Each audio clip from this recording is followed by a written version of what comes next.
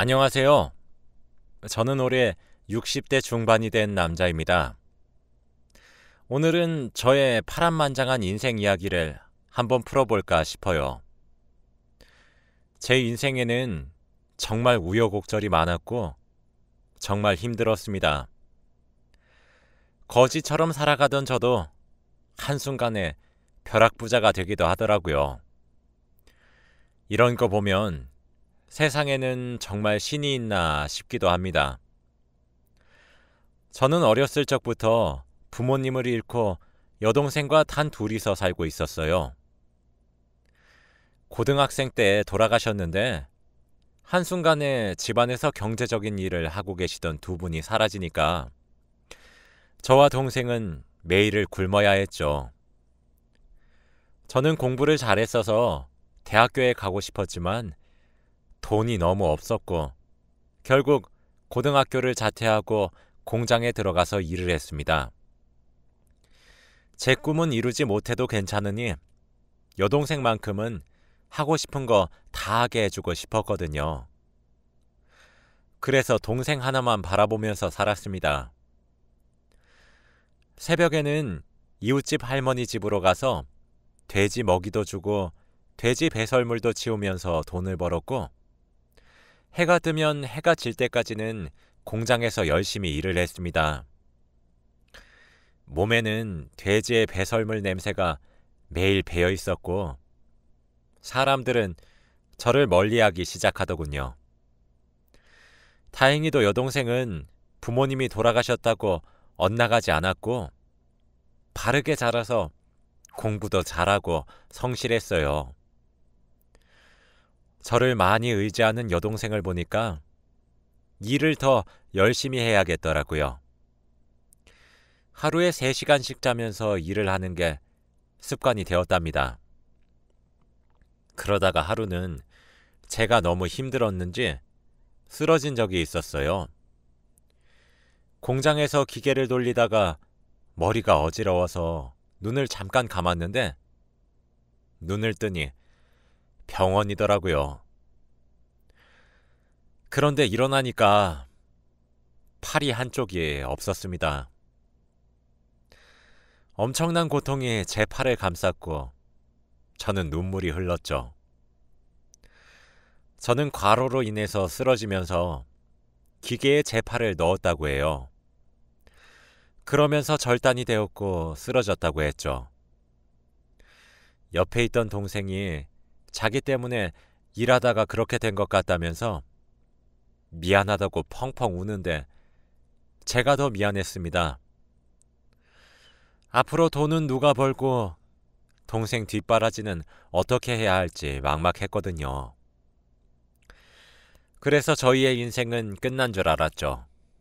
저는 집에서 한쪽 발로 부업을 시작했고 처음에는 너무 힘들었지만 적응하다 보니 속도도 점점 빨라지더라고요. 그치만 제가 공장에서 일을 할 때만큼 돈을 벌지 못했습니다.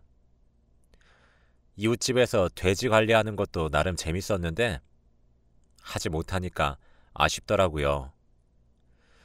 그때도 잠을 거의 자지 않으면서 부업을 했던 것 같습니다. 동생은 옆에서 공부를 하고 저는 부업을 하고 그랬죠. 그렇게 저와 여동생은 돈을 덜 쓰면서 생계를 유지해 갔고 다행히도 동생은 간호사의 꿈을 이룰 수 있었어요. 동생은 성인이 되니까 더 성숙해졌고 남자친구도 사귀면서 놀러 다니더라고요. 저는 연애를 한 번도 해보지 못했었는데 동생의 웃는 모습을 보니까 저도 연애가 하고 싶어서 집에서만 있는 생활을 그만하고 밖으로 다녔습니다. 다들 제가 한쪽 팔이 없으니 처음에는 당황하고 괴물처럼 보시다가 시간이 지날수록 익숙해지셨는지 별 반응이 없으시더라고요. 저희 동네가 워낙 작아서 아마 다 아시는 분이라 그랬던 것 같습니다. 그런데 거기서 제 연인을 만나게 되었어요. 저는 동네를 걷다가 슈퍼마켓에 들렀는데 거기에 주인 자리에 앉아 있더라고요. 그 슈퍼마켓 주인 아주머니와 친해서 자주 갔는데 아주머니는 안 계시고 아리따운 여성분이 계셨는데 아마 따님분인 것 같았습니다. 저는 얼굴이 빨개졌고 물건을 사고 계산대에 올려두었죠. 그때 주인 아주머니께서 들어오시고는 아이고, 영민이 왔냐? 인사해. 우리 딸. 이라며 그 여자분과 인사를 시키셨어요.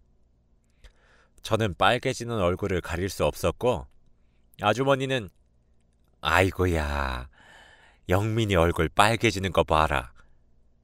우리 딸이 마음에 드나 보다. 뭐 소개해 줄까? 라며 말을 했죠. 저는 괜찮아요. 라고 소리치고 슈퍼마켓을 뛰쳐나왔습니다. 그리고 집에 갔는데 며칠 동안 그 여자의 얼굴이 생각나더라고요. 얼굴도 하얗고 긴 생머리였던 그녀는 너무 제 이상형이었습니다. 그런데 며칠 뒤 슈퍼 아주머니께서 저희 집을 알려주셨는지 그녀가 저희 집 앞에 서 있었어요. 그녀도 제가 마음에 들었나 봅니다. 그날부터 저와 그녀는 매일 만났고 연애를 시작하게 되었죠. 여동생은 신기하게도 제가 연애를 하는 걸 바로 알아맞혔고 어떻게 알았냐고 물어보니까 얼굴에 생기가 돈다고 하더라고요. 정말 신기했습니다. 팔을 잃고 다신 여자를 만나지 못할 것 같다고 생각을 했지만 얼굴도 예쁘고 성격도 착한 이런 여자를 만난 건 정말 행운이라고 생각했어요. 그리고 저는 오랜만에 친한 친구를 만났습니다. 제가 고등학교도 중퇴하고 일을 하면서 바쁘게 살다 보니까 친구가 없는데 이 친구 저의 유일한 친구였거든요. 술을 한잔하면서 이런저런 이야기를 하는데 갑자기 친구가 야, 너 주식이라고 아냐? 이런 말을 하더라고요. 옛날에 들어보긴 했는데 하는 사람도 적고 정확히 뭔지도 몰라서 관심이 없었거든요. 그런데 친구가 요즘 주식이란 걸 하고 있다고 하는 겁니다. 근데 주식을 하고 돈을 엄청 많이 벌었다면서 자랑을 하길래 세상에 공짜 돈이 어딨냐? 돈 그렇게 쉽게 못 벌어.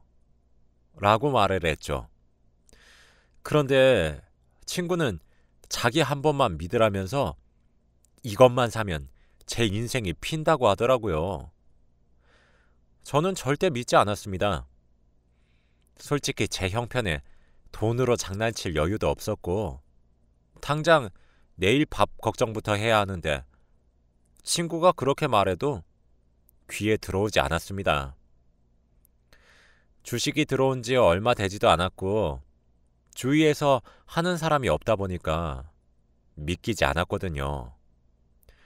그런데 친구는 내가 진짜 엄청난 정보를 들고 왔다니까? 나 딱 한 번만 믿어.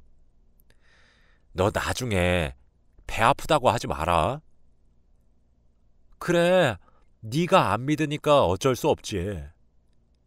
네가 돈을 넣었는데 이러면 내가 그 돈 3배로 줄게. 라고 하더라고요. 도대체 그게 뭐길래 저렇게까지 말하는지 싶었어요. 친구가 그렇게까지 말하니까 흔들리긴 했습니다. 솔직히 2배도 아니고 3배면 엄청 크잖아요.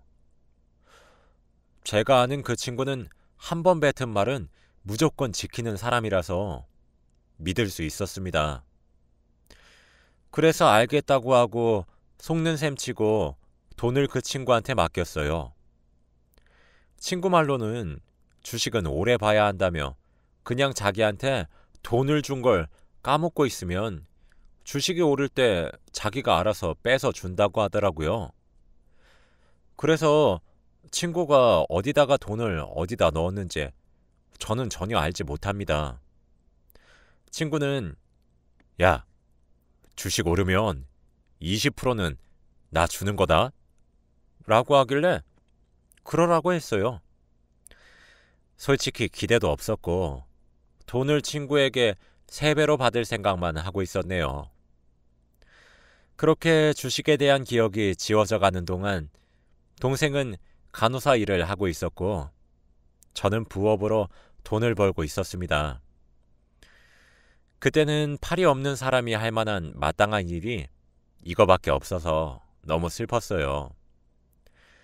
제 여자친구는 그런 저를 살뜰히 보살펴 주었고 제가 돈이 없고 힘든 것을 알아도 진심으로 저를 사랑해 주었답니다. 힘들 때 옆에 있는 그녀가 얼마나 위로가 되던지요. 솔직히 상황만 된다면 결혼을 하고 싶었어요. 그렇게 한 10년 가까이 흐른 것 같아요. 그동안 친구는 자주 만났고 주식 이야기도 가끔 했는데 늘 기다리라는 말만 하고 3년 안에 오르지 않으면 갚는다 라고 했죠. 그렇게 시간이 지나서 올해 안에 주식이 오르지 않으면 친구는 제게 3배로 갚아야 합니다. 저와 그녀는 30대 중반이 되었고 슬슬 결혼 생각을 하고 있었어요. 다행히도 슈퍼마켓 주인 아주머니는 제가 좋은 사람이라며 놓치지 말라고 그녀한테 신신당부를 했다고 하네요. 팔이 없는 사위도 사람으로 봐주니까 너무 고마웠습니다. 그리고 집으로 갔는데 집에 친구가 와 있더라고요. 저를 보자마자 영민아 라고 하며 와락 앉는데 이게 무슨 일인가 싶었습니다. 우리 이제 부자야, 부자라고 라고 하면서 저를 안고 빙글빙글 돌았어요. 저는 얘가 술을 먹었나 하면서 무슨 일이길래 이러지 싶었죠. 알고 보니 친구가 오래전에 넣어두었던 주식에 대박 터진 거였습니다. 올해 안에 주식이 오르지 않으면 3배로 저에게 줬어야 했는데 올해 끝나기 몇 달 전에 주식이 대박을 친 거죠. 주가는 미친 듯이 올랐고 끝을 알 수도 없었습니다. 정말 놀랍게도 약 100억 원대의 돈을 얻게 되었어요. 여기서 친구에게 20%만 주어도 80억 원대였습니다. 그 당시에 80억이면 어떤 수준인지 가늠이 오시나요? 저는 제가 꿈을 꾸고 있는 것 같았고 이제 어떻게 살아야 할지 막막하더라고요. 친구는 모든 돈들을 제 통장에 이체시켜 주었고 그날 같이 술 한잔 하면서 기쁨을 느꼈습니다. 저는 너무 고맙다며 생명의 은인이라고 했고 친구는 뭘 친구가 다 돕고 사는 거지 라며 괜찮다고 했죠. 저는 여동생에게 우선 말을 하지 않고 부동산에서 좋다고 하는 자리에 땅과 건물 그리고 집도 다 샀어요. 그리고 나서 여동생에게 솔직히 말했습니다. 좋다고 펄쩍펄쩍 뛰는 동생에게 그동안 못난 오빠 밑에서 고생 많았다고 선물로 집과 땅, 건물을 각각 하나씩 주었네요. 그러니까 여동생은 좋다고 하면서 당장 남자친구와 결혼식을 올렸고 저도 바로 여자친구와 결혼을 했습니다. 아내는 저한테 어떻게 이런 행운이 있냐며 자기와 결혼해 주어서 고맙다고 하더라고요. 제가 돈이 한 푼도 없을 때부터 만났던 여자였기에 믿음이 있었고 평생 함께하고 싶었기에 그녀와 결혼을 결심할 수 있었답니다. 저와 아내는 결혼을 하고 건물 부자, 땅 부자로 살아가고 있었죠. 부동산 사람의 말처럼 제 땅에는 엄청나게 많은 건물들이 들어섰고 건물도 들어오는 사람들이 많아서 한 달 월세만 받아도 둘이 사는 데에는 너무 벅찼습니다. 제 친구가 아니었다면 저는 평생 부업이나 하면서 늙어갔겠죠. 저는 항상 그 친구한테 고맙다고 해요.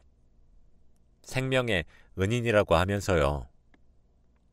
그리고 저와 아내는 아이를 갖기로 했습니다. 이제 신혼생활도 어느 정도 즐겼고 팔이 없는 아빠라서 아이를 키우는데 불편할까봐 걱정이 되긴 했지만 그래도 아이를 가지고 싶어서 낳기로 했습니다. 아내는 아들을 낳았고 아주 장군감이었습니다. 저는 아들을 부족함 없이 키우고 싶었고 외동아들이라 해달라는 것을 다 해주었어요.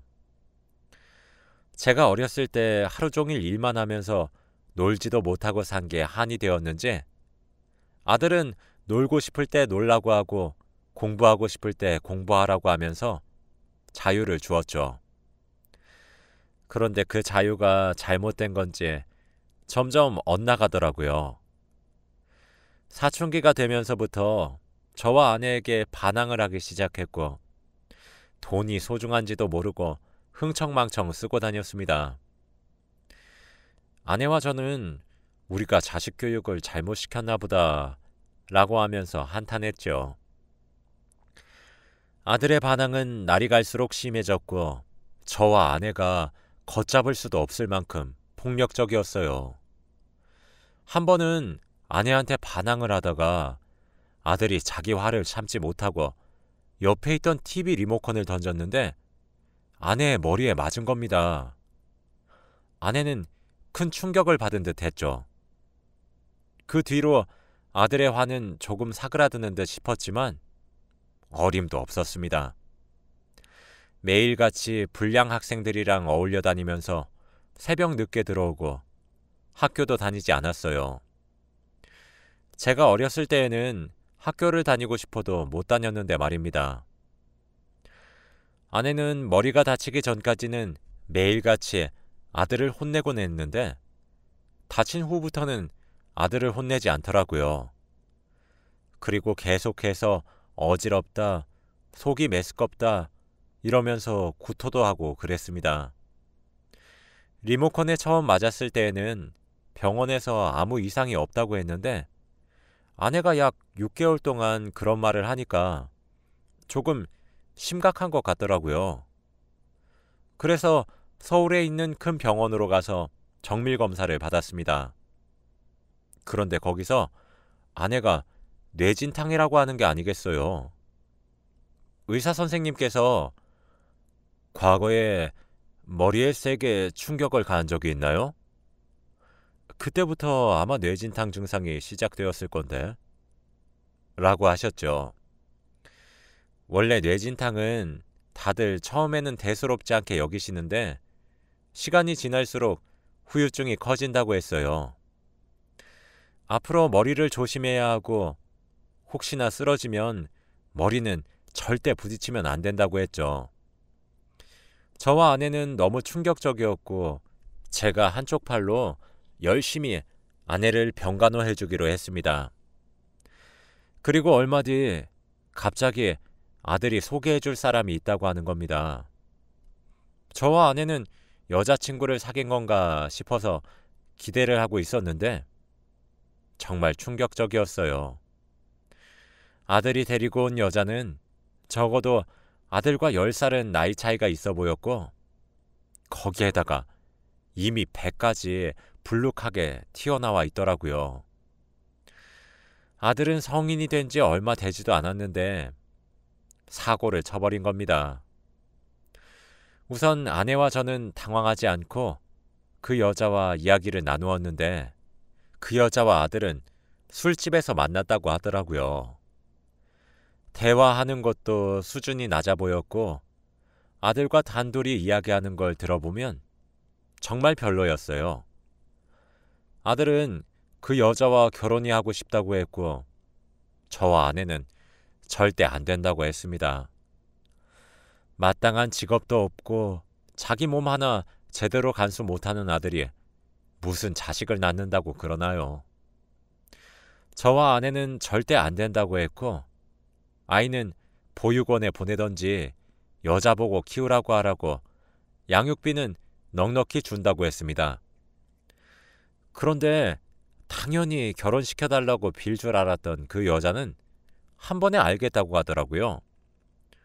하지만 저희 아들은 결혼시켜줘 라고 하면서 화를 내기 시작했습니다.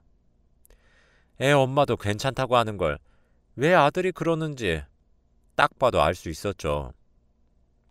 그 여자는 저희 아들이 아니라 저희 아들 돈을 사랑한 것이었고 아들은 그 여자를 진심으로 사랑했나 봐요. 그걸 알고 나니까 더 결혼을 반대해야겠더라고요.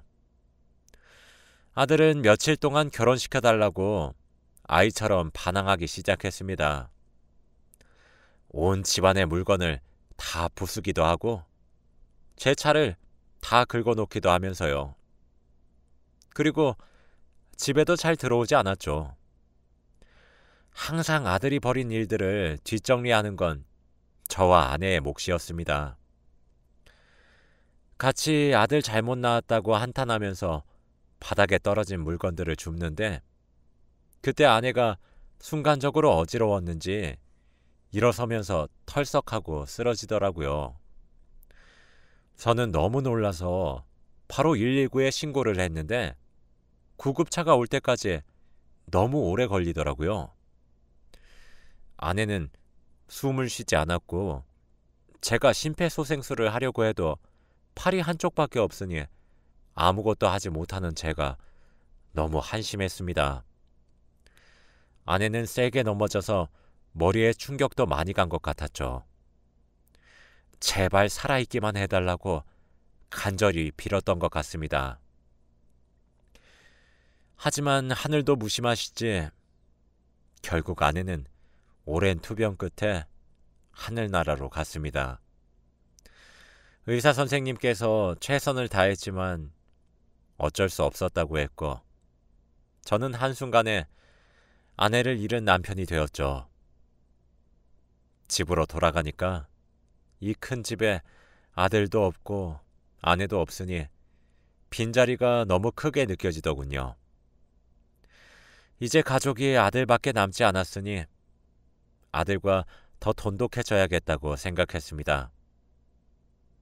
그런데 아들이 집에 있었는지 아들 방에서 전화 소리가 들리더라고요. 아들 방 근처로 가서 귀를 대고 전화 소리를 들었는데 내용은 정말 충격적이었습니다. 우리 엄마 죽어서 아빠 재산 다 나한테 올 거야. 그러니까 조금만 기다려. 응? 난 얼른 아빠가 죽었으면 좋겠어. 그러면 우리 하고 싶은 거 다 하자. 우리 결혼 반대하는 엄마 아빠 없으니까 결혼식도 하고 그러자. 제 죽음을 기다린다고 하는 아들이 도저히 납득이 가지 않아서 방문을 열었더니 아들이 놀란 표정으로 저를 쳐다보고 있더라고요. 아빠! 그렇게 저와 아들은 이야기를 나누었습니다. 아빠, 다 들으셨으니까 솔직히 말할게요. 아버지 유산 미리 주시면 안 돼요? 어차피 돌아가시면 다 저한테 물려주실 거잖아요. 그리고 아버지 돈 쓸 일도 없으시고 집이랑 건물, 땅들도 다 제 명의로 바꿔주세요. 생각해보마. 아들의 요구는 너무 당당했고 저한테 돈을 맡겨놓은 사람처럼 행동하더라고요. 제가 생각해본다고 하니 아들은 기분이 좋았는지 싱글벙글 웃어댔습니다. 아들을 보니까 어린 시절에 돈을 힘들게 벌었던 기억이 떠오르면서 눈물이 나더라고요. 아직도 철도 안 들고 그렇게 막 살고 있는 아들을 보니까 제대로 된 교육을 해주고 싶었습니다. 우선 제가 들고 있던 모든 건물과 집, 그리고 땅의 명의를 저에게 주식을 권유했던 제 친구로 바꾸었습니다. 제 친구도 이미 부자이긴 하지만 제가 부자가 될 수 있었던 이유가 친구였기 때문에 고마운 마음으로 그랬죠. 그리고 시골에서 소박하게 살만한 작은 집을 구하고 제 재산의 90%는 힘들게 살고 있는 아이들과 저처럼 장애를 가지고 있는 사람들에게 기부했습니다. 나머지 10%로도 제가 죽을 때까지 평생 먹고 살 만한 돈으로 충분했거든요. 그리고 집에 있던 아들의 짐은 다 밖으로 뺐습니다. 저는 시골로 혼자 내려갔죠. 몇 시간 뒤에 아들이 연락이 오고 난리가 났는데 혼자서 일어서는 법을 배워야 한다고 생각했기에 절대 연락을 받지 않았습니다. 지금은 조용한 시골로 내려와서 혼자서 살고 있는데 아내 생각이 아주 많이 나요. 진작에 내려와서 둘이서 살 걸 싶습니다. 너무 마음이 아파요. 아들은 보고 싶지 않습니다. 어디서 뭘 하는지 별로 궁금하지 않네요. 절 원망해도 상관없습니다. 아들은 혼자서 잘 해낼 거라고 믿어요. 제 이야기는 여기까지입니다.